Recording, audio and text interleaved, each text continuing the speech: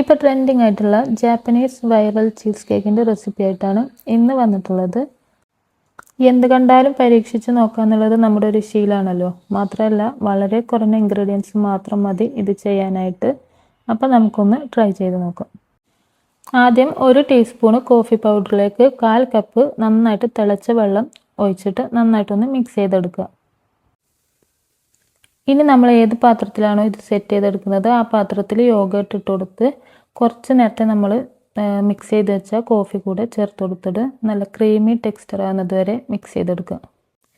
ഇതിനങ്ങനെ പ്രത്യേകിച്ച് അളവൊന്നുമില്ല. നമുക്ക് എത്ര ക്വാണ്ടിറ്റിയിലാണോ വേണ്ടത് അതിനനുസരിച്ച് നമുക്ക് യോഗർട്ട് എടുക്കുക. പിന്നെ ലോട്ടസ് ബിസ്കോഫിൻ്റെ ബിസ്ക്കറ്റ് തന്നെ എടുക്കുക.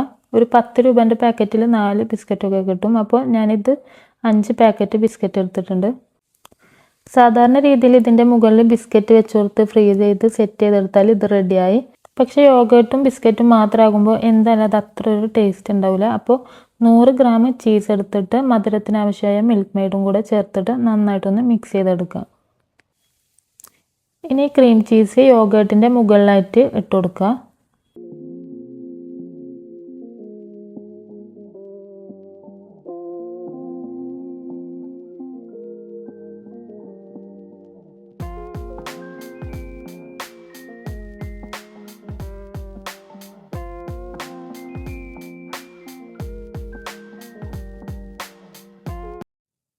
ഇനി ബിസ്ക്കറ്റ് ഓരോന്നായിട്ട് ഇതിൻ്റെ മുകളിൽ ഇങ്ങനെ വെച്ച് കൊടുക്കുക.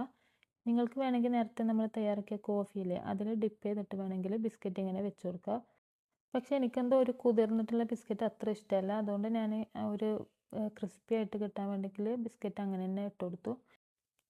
ഇനി കുറച്ച് ബിസ്ക്കറ്റ് പൊടിച്ചിട്ടോ അല്ലെങ്കിൽ കൊക്കോ പൗഡറോ ഇതിൻ്റെ മുകളിലായിട്ട് ഇങ്ങനെ ഇട്ട് കൊടുക്കുക. ഇനി ഇത് 1-2 മണിക്കൂർ ഫ്രീസറിൽ സെറ്റ് ചെയ്യാനായിട്ട് വെക്കുക. അപ്പോൾ ഇതിൻ്റെ ടേസ്റ്റ് എങ്ങനെയാണെന്ന് വെച്ചാൽ യോഗർട്ടും അതിൻ്റെ പുളിയൊക്കെ ഇഷ്ടമാവുന്നവർക്ക് ഇഷ്ടമാവും. പിന്നെ കുട്ടികൾക്കൊക്കെ ഇഷ്ടമാവാനുള്ള ചാൻസ് കുറവാണ്.